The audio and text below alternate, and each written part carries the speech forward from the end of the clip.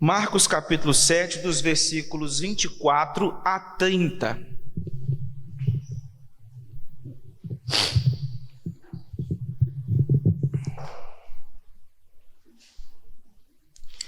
Marcos capítulo 7, os versículos 24 a 30.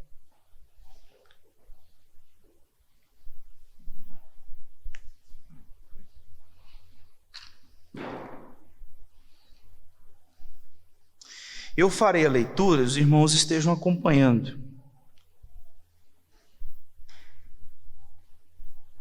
Marcos, capítulo 7, os versículos 24 a 30.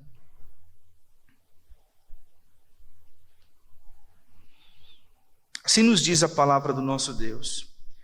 Levantando-se, partiu dali para as terras de Tiro e Sidom. Tendo entrado numa casa, queria que ninguém o soubesse. No entanto, não pôde ocultar-se, porque uma mulher cuja filhinha estava possessa de espírito imundo, tendo ouvido a respeito dele, veio e prostrou-se-lhe aos pés. Esta mulher era grega, de origem cirofenícia, e rogava-lhe que expelisse de sua filha o demônio. Mas Jesus lhe disse: deixa primeiro que se fartem os filhos, porque não é bom tomar o pão dos filhos e lançá-lo aos cachorrinhos. Ela, porém, lhes respondeu: sim, Senhor, mas os cachorrinhos debaixo da mesa comem das migalhas das crianças. Então lhe disse: por causa desta palavra podes ir, o demônio já saiu de tua filha. Voltando ela para casa, achou a menina sobre a cama, pois o demônio a deixara. Irmãos, nós temos acompanhado aí nos últimos dias esse conflito entre Hamas, um grupo terrorista, e a nação de Israel. Até o momento, então, são milhares de mortos, muito caos, muito sofrimento, muito desespero. Os irmãos têm acompanhado aí nos últimos dias, e há sofrimento dos dois lados. Nós temos o povo palestino, que sofre como refém daquele grupo, e os atos de Israel contra aquela região em resposta aos ataques daquele grupo. E os israelenses também, por causa das ações do Hamas, que sequestraram muitos, mataram tantos outros, enfim, vocês têm percebido isso aí. E esse conflito, ele tem, de certa forma, dividido os cristãos evangélicos, porque nós temos interpretações diferentes a respeito da nação de Israel. E essas interpretações diferentes têm se levantado, e muitos têm feito lives, postagens, pregações. Nunca se pregou tanto sobre a volta de Cristo como nos últimos dias, exatamente pelo que está acontecendo ali em Israel. E nós vimos muitos entre os calvinistas brasileiros também tendo essas divergências. Há quem acredite entre os calvinistas brasileiros de que existe uma espécie de eleição instrumental e uma eleição salvífica, onde Israel, independentemente do que faça ou deixe de fazer, Israel é o povo de Deus. Mesmo Israel rejeitando o Messias, mesmo Israel perseguindo os cristãos, mesmo Israel não interpretando corretamente os feitos do Senhor, Israel continua sendo o povo de Deus, por modo instrumental.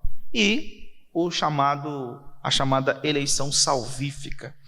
Então nós temos visto aí essa divergência, porque muitos ainda acreditam nisso. Nós já vimos aqui na escola bíblica, nós tratamos a Confissão de Fé de Westminster e vimos lá que Deus não possui mais uma nação exclusiva. A nação de Israel, ela foi usada pelo Senhor no período do Antigo Testamento. Ela foi o que nós chamamos de nação levítica. O povo de Israel tinha a tribo de Levi, que era representante diante de Deus, que era responsável por ensinar a palavra de Deus ao povo de Deus. E então a nação de Israel era a espécie de tribo levítica do mundo, a responsável por proclamar a mensagem do Senhor, de fazer a diferença no mundo, e como filho, fracassou. Então nós percebemos nesses estudos que temos tido também a respeito do pacto, que só existe um pacto que foi administrado de modo diferente na antiga aliança, e hoje há uma nova administração, o tempo das sombras e o tempo da realidade. Porém, isso não significa que Deus rejeitou os israelitas. Quando a gente afirma isso, a gente não está falando que os israelitas agora deixaram de ser alvos da ministração de Deus. Não é isso que a gente está falando também.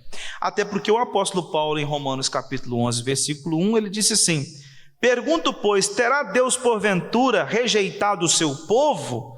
E ele responde: de modo nenhum, porque eu também sou israelita, da descendência de Abraão, da tribo de Benjamim. Paulo era um israelita.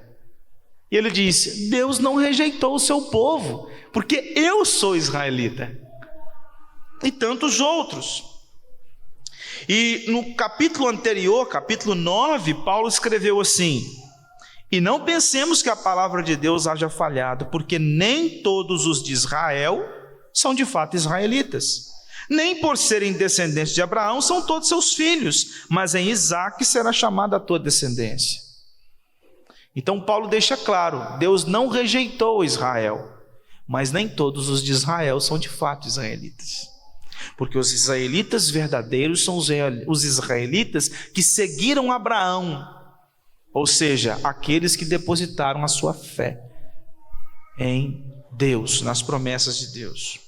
Por isso que lá em Gálatas capítulo 3, versículo 28 e 29, Paulo escreveu assim: dessarte não pode haver judeu nem grego, nem escravo nem liberto, nem homem nem mulher, porque todos vós sois um em Cristo Jesus. E se sois de Cristo, também sois descendentes de Abraão e herdeiros segundo a promessa. Então, sendo assim, nós não cremos que a nação de Israel é o povo de Deus.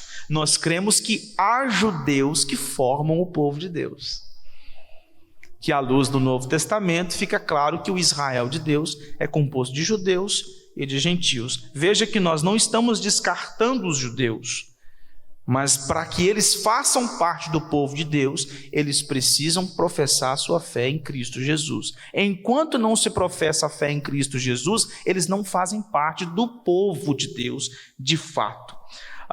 E com base nisso, alguns estão dizendo assim: não, então se nós não cremos que Israel é o povo de Deus, então nós não devemos defender Israel diante desses ataques. Porque muitos têm feito o seguinte: nós temos que defender Israel porque Israel é o povo de Deus.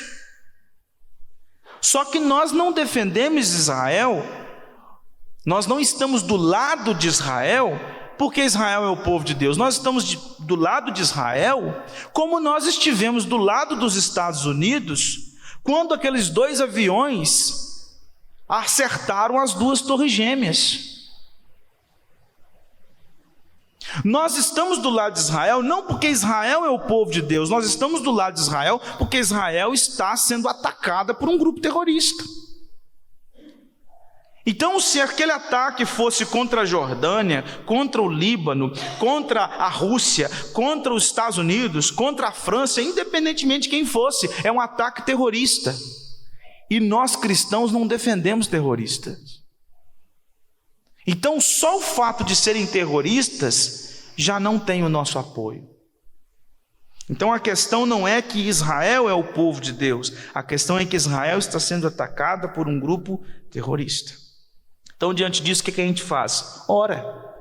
Nós oramos em favor daquele conflito, para que Deus traga paz. Nós oramos para que aqueles que estão sofrendo sem ter culpa nenhuma naquela situação, seja israelita ou seja palestino, que estes sejam socorridos e assistidos, e aqueles que estão causando caos, que eles sejam punidos, presos ou quem sabe mortos. Porque o que nós estamos tratando aqui é de um ataque terrorista, e ataque terrorista a gente não bate continência. Para ataque terrorista a gente não bate continência. Mas o que tem tudo isso a ver com o que nós acabamos de ler? Por causa dessas interpretações relacionadas a judeus e gentios. Porque o texto fala sobre isso. Jesus fala para aquela mulher: não é bom tirar o pão dos filhos para dar para os cachorros. E esta parábola que Jesus fala para essa mulher, profere para essa mulher, é uma parábola onde ele diz que os filhos são os judeus e os cachorrinhos são os gentios. E é por isso que nós começamos este sermão falando a respeito disso. Nesse texto, Jesus ele fala essa parábola para essa mulher, e à luz de Mateus capítulo 15, versículo 24, que é o texto paralelo aqui de Marcos, Jesus responde para aquela mulher assim: não fui enviado senão as ovelhas perdidas da casa de Israel. O meu objetivo, o meu ministério, ele tem um foco: Israel. Por isso que ele diz para essa mulher: não é bom tirar o pão da boca dos filhos para lançá-lo aos cachorros. Por isso que Jesus, lá em Mateus capítulo 10, versículos 5 e 6, quando ele comissionou os seus discípulos para pregar o evangelho, onde ele envia esses discípulos de 2 em 2, ele diz assim: vocês não vão entre os samaritanos e vocês não vão entre os gentios, vocês procurarão as ovelhas perdidas da casa de Israel. Eu vim para Israel e vocês vão pregar para Israel. Mas aqui o próprio evangelista narra para nós no capítulo 5, versículos de 1 a 20, que Jesus foi para uma região não judia e libertou um homem gadareno possesso de uma legião. E também Marcos registra que Jesus teve misericórdia dessa mulher cirofenícia. Aquele que veio para Israel agiu de modo misericordioso na vida de gentios também. E é interessante porque Marcos, ele organiza o seu evangelho com um propósito. E por que os versículos 24 a 30 foram posicionados aqui? Pelo que aconteceu de 1 a 23. Os versículos anteriores do capítulo 7 mostram Jesus tendo um confronto com os fariseus e escribas. Naquela ocasião, os fariseus estavam questionando os discípulos pelo fato de que estavam comendo sem lavar as mãos. E Jesus diz: o problema não está do lado de fora, o problema está do lado de dentro. O que contamina o homem não é o que ele pega e o que ele come, mas é o que está no seu coração. Isso é o que contamina o homem. Então, não é algo externo que tira a santidade e que traz impureza para dentro de alguém. E aí Marcos registra para nós que Jesus vai para as regiões de Tiro e Sidom. Isso significa o quê? Quando chega no versículo 23, Jesus diz assim: todos esses males vêm de dentro e contaminam o homem. Aí o versículo 24 diz assim: levantando-se partiu dali para as terras de Tiro e Sidom. Tiro e Sidom está do outro lado da fronteira. Jesus saiu das fronteiras de Israel. Jesus está agora numa região que hoje, atualmente, é o Líbano. Jesus saiu de Israel e foi para o Líbano, que são as cidades de Tiro e de Sidom. Então ele sai das fronteiras de Israel e foi para uma região totalmente gentílica. Tanto que Mateus, no seu evangelho, registra que Jesus teve um encontro com uma mulher cananeia. E a expressão mulher cananeia é porque é uma mulher que fazia parte de um povo que estava ali naquela região, quando a nação de Israel, o povo de Israel, chegou para tomar aquelas terras. E foi contra os cananeus que os israelitas tiveram que lutar para conquistar a terra prometida. Então, havia naquele lugar pessoas que não serviam ao Senhor, e Jesus vai lá, uma terra completamente gentílica. Sendo assim, Marcos está mostrando que Jesus é coerente com aquilo que ele prega. Se o que contamina o homem é o que está do lado de dentro, não tem problema algum eu andar numa terra gentia. Porque isso que Jesus fez seria inadmissível para os fariseus e para os escribas. Só que o texto não fala que Jesus só foi em Tiro e Sidom. O versículo 24 diz que ele entrou numa casa. Ele não foi só numa terra gentília, mas ele entrou numa casa de gentio. Porque Jesus não tem medo. Ele não teme, porque ele é o santo de Deus. Ele não teme ser impuro por andar no meio de gentios. Porque o objetivo de Marcos é mostrar que a salvação e as bênçãos do reino, elas são estendidas também aos gentios. E que o discipulado de Cristo alcança pessoas de todas as nações. Então perceba aí, primeiro os versículos 24 a 26, o que o texto nos ensina.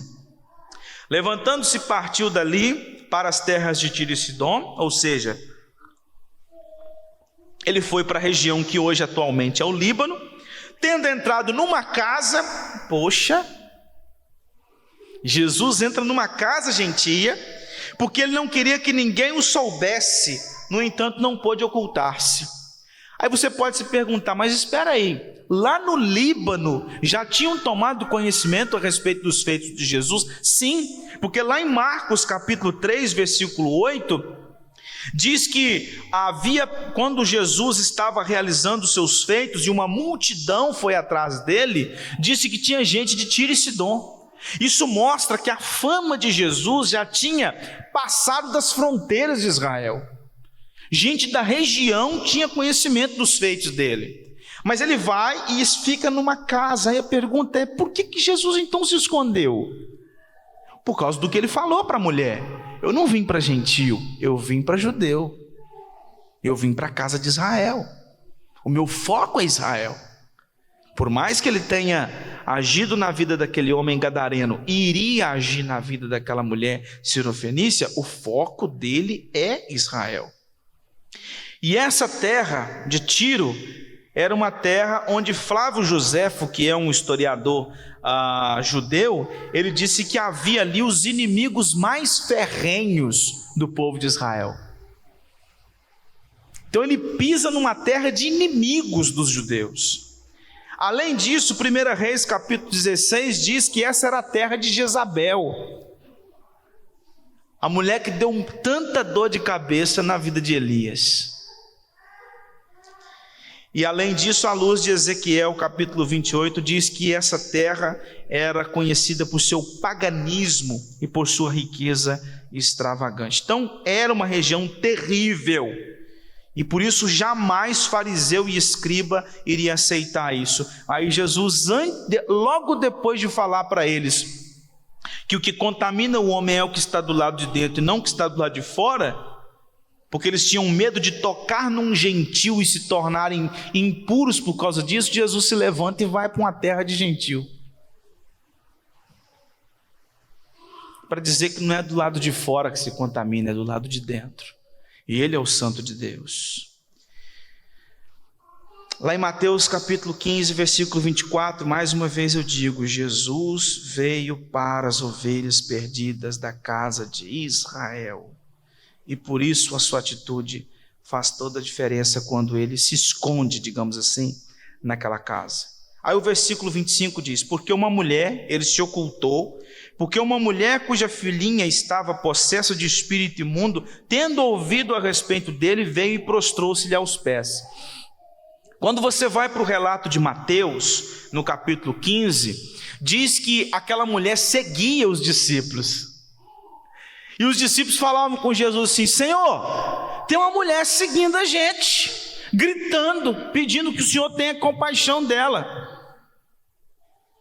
E Jesus, naquela ocasião, diz: eu não vim para os gentios, eu vim para os judeus, eu vim para os israelitas. E aquela mulher então se aproxima de Jesus, de acordo com o relato de Mateus capítulo 15, versículo 22, e diz: Senhor, filho de Davi, tem compaixão de mim. Olha só que interessante, uma sirofenícia, à luz de Mateus, ela se refere a Jesus com dois termos que se referem à sua messianidade. Primeiro ela diz Senhor, Senhor, e ela fala filho de Davi, porque filho de Davi também era uma expressão messiânica, porque o Messias viria da descendência de Davi, e uma mulher sirofenícia tinha esta percepção, enquanto os fariseus e escribas não tinham. Enquanto os doutores da lei não conseguiam fazer essa relação de Jesus com as profecias, ela demonstrou o conhecimento que aqueles homens não possuíam. Então, quando nós vemos, olhando para os versículos 25 e versículo 26, a gente percebe aqui algumas características dessa mulher, que são características negativas à luz daquele contexto. Olha só, porque uma mulher cuja filhinha estava possessa de espírito imundo, tendo ouvido a respeito dele, ou seja, tendo ouvido a respeito de Jesus, veio e prostrou-se-lhe aos pés. Esta mulher era grega, de origem sirofenícia, e rogava-lhe que expelisse de sua filha o demônio. 4 são as características negativas dessa mulher. Primeiro, ela era mulher. Os judeus daquela época, os judeus homens, eles oravam: Senhor, muito obrigado porque eu não nasci mulher e nem gentio. E ela era uma mulher, então já é uma característica negativa para aquele período. Segundo, além de ser mulher, ela era grega. Isso significa que ela fazia parte de uma comunidade não judia. A sua naturalidade era gentia. Terceiro, ela era uma sirofenícia, e os judeus odiavam os sirofenícios. E em quarto lugar, ela tinha uma filha que estava possessa. Então era uma mulher impura que tinha uma filha duplamente impura, porque era uma filha sirofenícia que estava possessa de um espírito imundo. Então, se tem alguém impuro e imundo para Jesus chegar perto, à luz do embate que ele teve com os fariseus, era com essa mulher. Uma mulher que tinha todas as características, de acordo com o pensamento farisaico, de ser imunda, impura, ao ponto de que Jesus não poderia nem mesmo chegar perto dela. E é interessante porque esse encontro de Jesus com essa mulher nos faz lembrar do encontro de Jesus com aquela mulher samaritana. Porque quando Jesus se encontra com aquela mulher samaritana, nós temos um contexto parecido. Era uma samaritana, o judeu não gostava de samaritano. Era uma mulher, o judeu não podia conversar com uma mulher no meio do nada. Chegam os discípulos e encontram Jesus batendo papo com a mulher na beirada de um poço. Isso era inadmissível. Nem o marido conversava com a esposa do lado de fora. Naquela época era vergonhoso para um homem ser visto batendo papo com a sua esposa no meio da rua. Aí eles encontram Jesus conversando com aquela mulher, e samaritana ainda. Então a história da sirofenícia e daquela mulher samaritana são histórias bem parecidas, bem próximas. Isso também nos mostra que Jesus não está preocupado com aquilo que os judeus pensam. Ele não está preocupado com o que os fariseus acham que é impuro, de acordo com os preconceitos, os conceitos, de acordo com a tradição. Ele não está preocupado com isso, ele faz a vontade do Pai. Ele não está preocupado se fariseu acha que aquilo é errado. Ele não está preocupado se os fariseus acham estranho ele ir e entrar na casa de um gentil. Ele não acha problema nisso, porque ele sabe que ele veio fazer a vontade do Pai, e ele sempre superou todo tipo de preconceito da época. Às vezes eu vejo algumas pessoas falando que Paulo era misógino. Hoje a gente vê algumas pessoas falando que Paulo era misógino, mas não tem um pessoal que mais defendeu as mulheres do que Cristo e Paulo.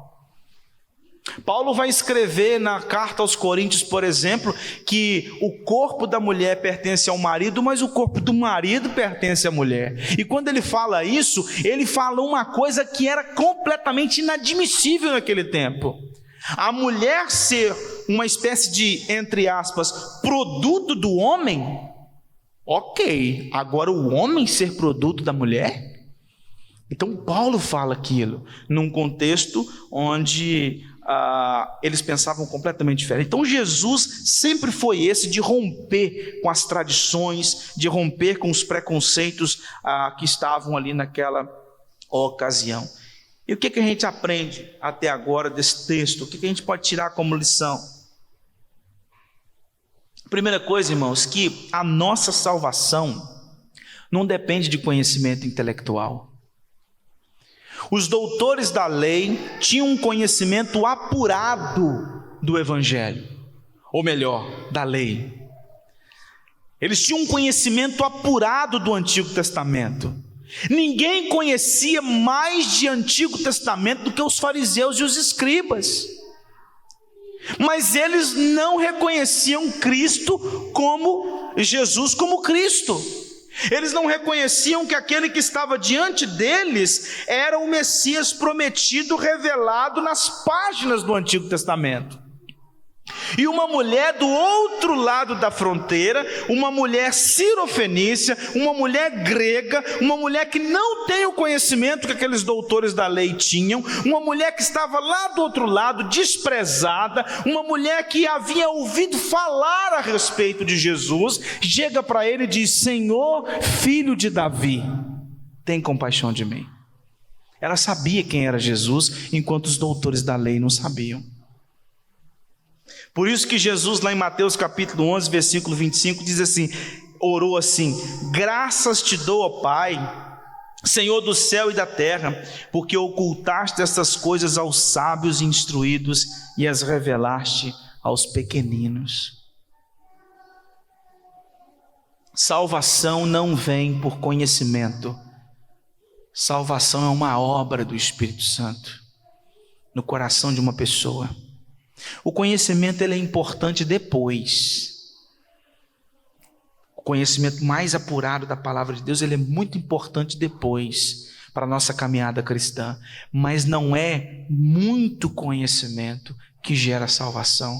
Porque se fosse assim, não tinha ninguém mais preparado naquela época do que um fariseu, do que um escriba.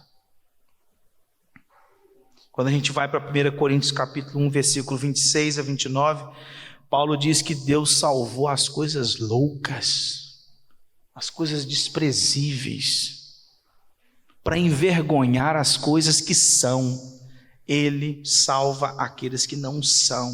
Então a salvação é uma obra da graça de Deus que opera em nossos corações. Não depende do quanto você conhece de Bíblia, mas depende do quanto você entendeu a respeito de Cristo.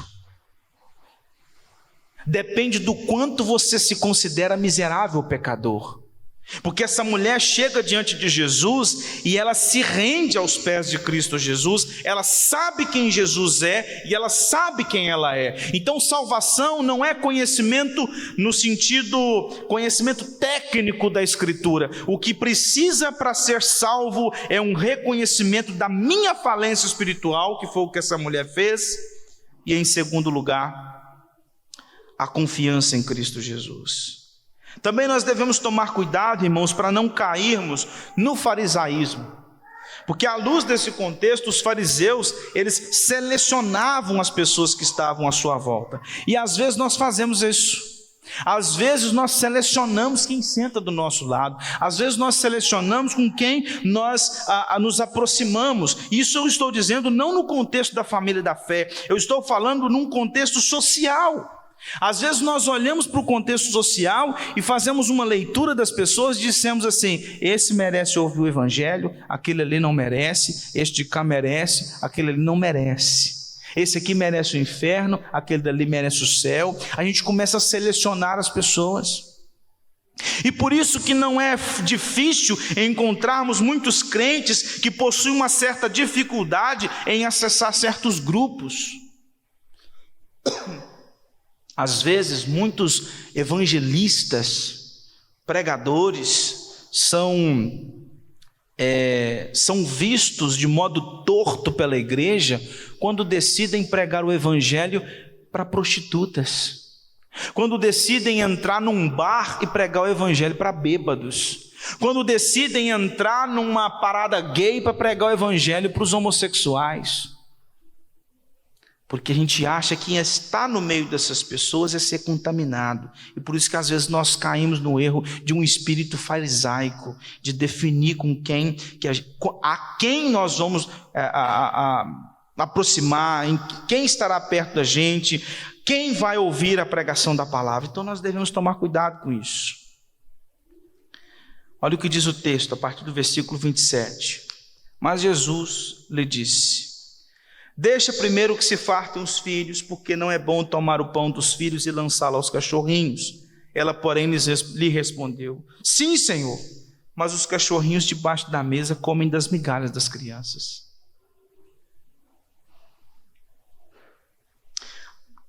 A resposta de Jesus a essa mulher é o seguinte: eu não vim para gentio, eu vim para o povo de Israel. Estava profetizado lá em Malaquias capítulo 3 que ele viria. Ele viria não só salvar, mas também condenar. Mas também, nessa vinda de Jesus, ele foi rejeitado. Por isso que lá em João capítulo 1, versículo 11, diz que ele veio para o que era seu e os seus não o receberam. Jesus veio para o povo de Israel e a nação de Israel não quis, não o recebeu. Mas isso não significa que Jesus excluiu os gentios. Como eu já disse, ele salvou aquele homem gadareno e agora ele agiu com misericórdia sobre essa mulher.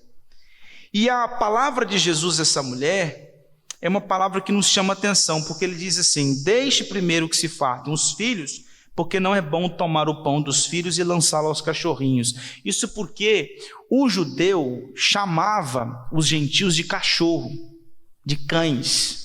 Porque o cão, ele é imundo, ele é um ser que, como ele vai comer qualquer coisa, ele come qualquer coisa para a rua fora. Nós temos lá, por exemplo, aquele texto de Jezabel, quando Jezabel cai, que os cães vão em cima dela, e aquela coisa. Então, o cão, na mentalidade judaica, ele era um animal imundo.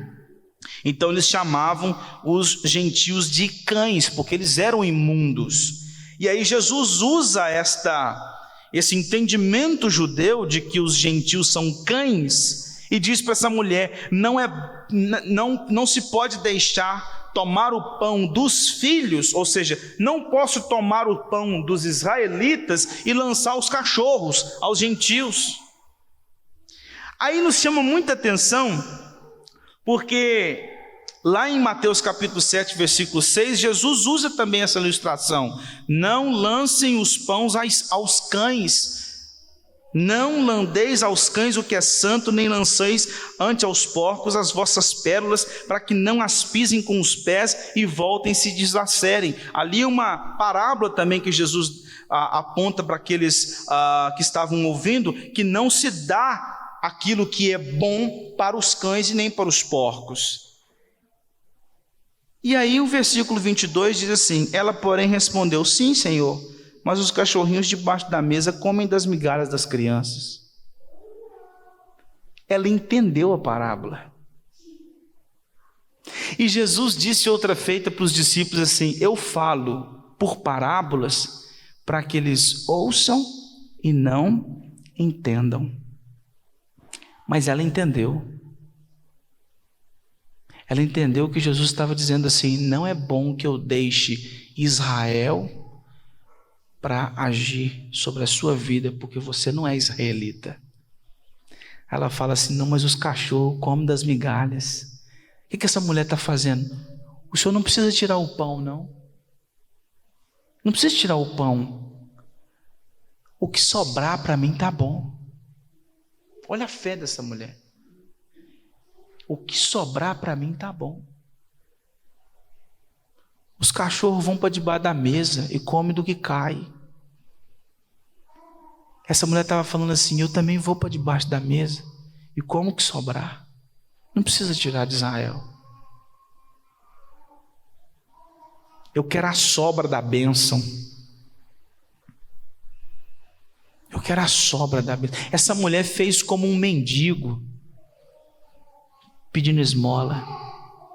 Só uma moedinha, só um pedacinho de pão, só um farelo. E por isso que Jesus, no versículo 29, diz assim: por causa desta palavra podes ir, o demônio já saiu da tua filha. Lá em Mateus capítulo 15, versículo 28, Jesus diz assim: grande é a tua fé. Fé que Jesus não encontrou entre os escribas, fé que Jesus não encontrou entre os doutores da lei, fé que Jesus não encontrou em Israel. E ele estava encontrando do outro lado da fronteira alguém que declarava que Jesus era o Filho de Deus. É bem verdade que os judeus eles tiveram a oportunidade, ou melhor dizendo, a prioridade no tocante às bênçãos do reino. Lá em Romanos capítulo 1, versículo 16, diz que o evangelho vai primeiro para o judeu, para depois ir para o grego. Porém, os gentios eles são retratados, como Paulo lá em Romanos capítulo 11, como aqueles ramos de oliveira brava que são enxertados na árvore. Porque lá em Gênesis capítulo 12, Deus disse que em Abraão seriam benditas todas as famílias da terra. Por isso que no Antigo Testamento nós temos alguns gentios se convertendo. Raabe,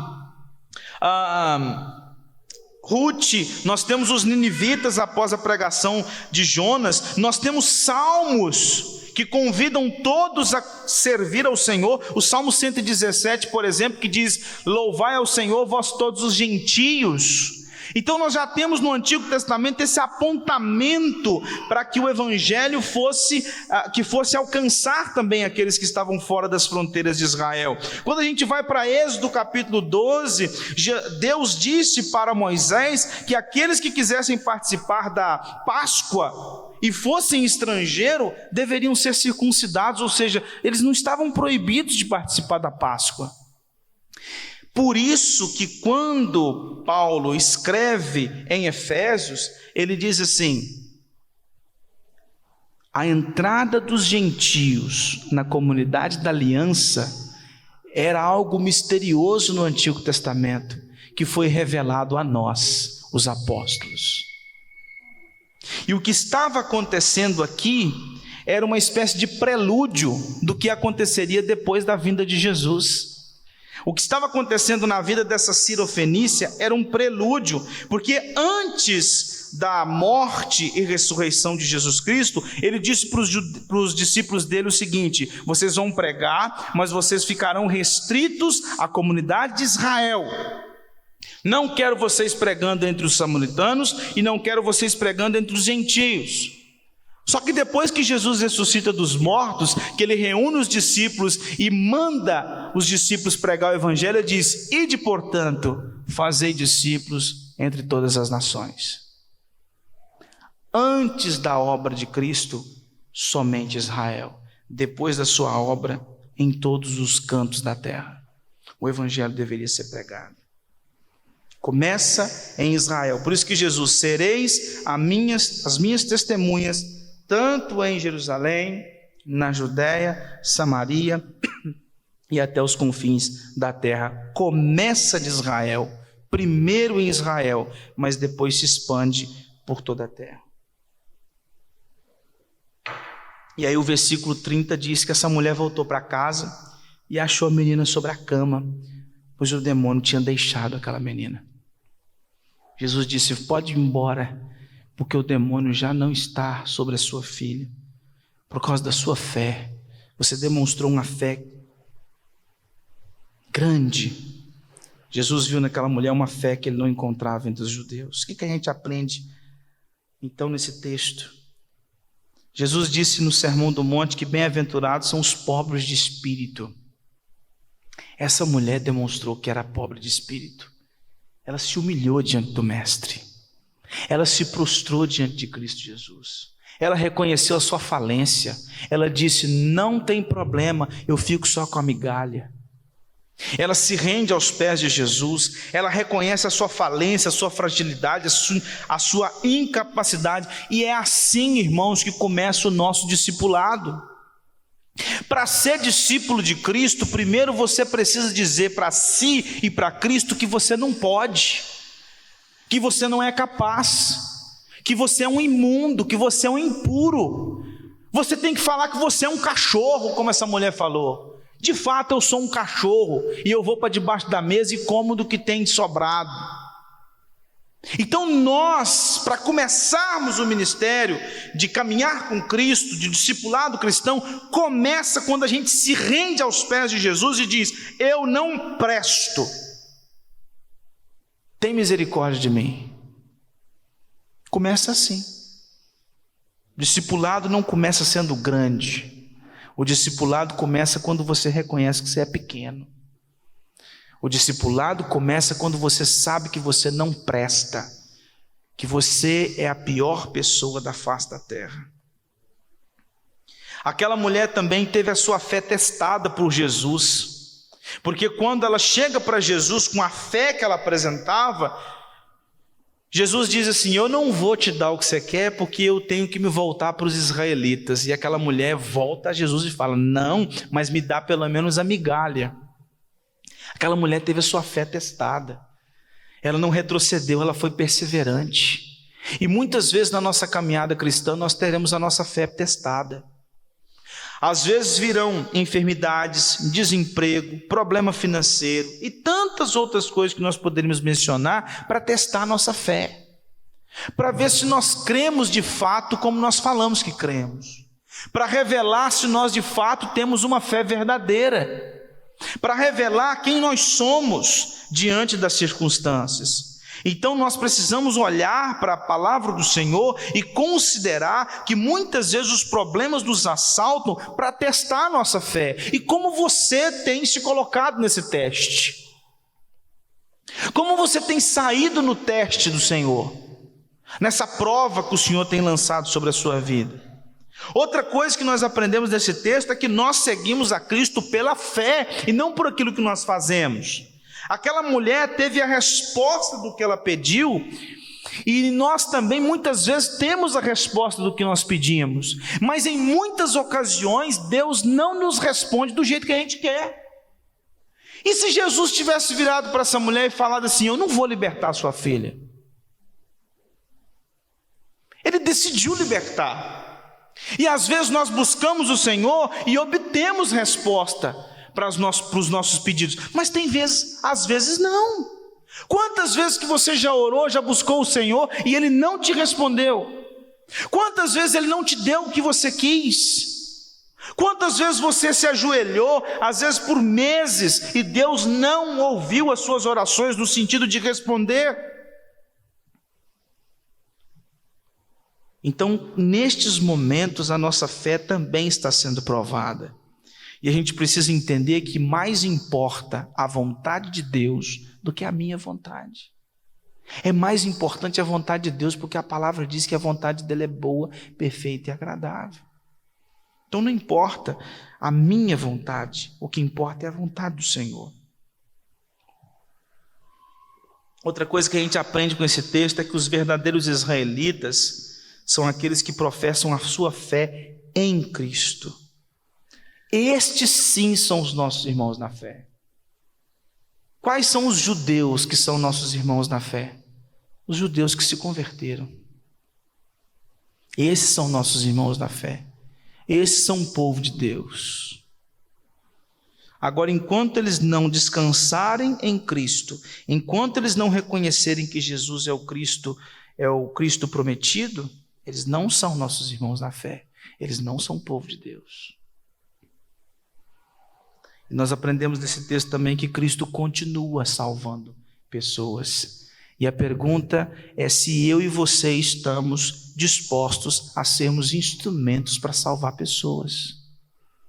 Tem gente na sua casa, tem gente na sua família, tem gente na sua vizinhança, tem gente na sua escola, no seu trabalho, tem gente perto de você que precisa ouvir a mensagem da cruz, que precisa ouvir o evangelho para que ela seja salva. A igreja sempre cresceu assim, quando os crentes compartilhavam a sua fé. E a pergunta é: você tem compartilhado a sua fé? Ou o evangelho tem parado em você? Nós lemos aqui na liturgia, 1 Tessalonicenses capítulo 1, versículo 1 a 10, onde Paulo fala assim: eu agradeço ao Senhor, porque o evangelho chegou até vocês, mas ele não parou em vocês. O evangelho continuou. E mais pessoas estão sendo salvas através do ministério de vocês. A pergunta que eu tenho que fazer para nós é: nós estamos dispostos a continuar passando o evangelho para frente? Pregando o evangelho para quem está à nossa volta? Nós não podemos depender de um nem de dois, nós temos que depender de todos. Cada um aqui presente é responsável por apresentar o evangelho a quem está próximo. Nós não podemos escolher um grupo como sendo os responsáveis pela condução do evangelho. É a igreja. É a igreja. É nossa responsabilidade. Então, irmãos, espiritualmente falando, nós temos uma responsabilidade de proclamar o evangelho àqueles que estão à nossa volta. E aí eu gostaria de concluir dizendo que, não sei se os irmãos prestaram atenção, mas o foco desse texto não é a expulsão demoníaca. A expulsão demoníaca está num segundo plano. O foco desse texto é que Jesus salva pessoas fora de Israel. O foco desse texto é de que Jesus tem um encontro com aqueles que estão longe. E então Marcos está aqui nos ensinando que Jesus purifica os impuros. Jesus me purificou e te purificou. E nós estamos fora das fronteiras de Israel. Nós estamos nos confins do mundo, como Jesus disse lá para os seus discípulos, porque Jesus veio trazer a libertação não para mas para não para um povo, mas para todos aqueles que professam o nome dele como seu Senhor e Salvador. Assim como ele libertou aquela menina que estava oprimida pela obra do diabo, ele é aquele que liberta pessoas em todos os lugares, todos aqueles que depositam a sua fé exclusivamente nele. E eu preciso terminar esse sermão perguntando para você: você verdadeiramente já se arrependeu dos seus pecados e depositou a sua fé em Cristo? Não existe outro meio de salvação. Você já se arrependeu plenamente de ser uma pessoa medíocre?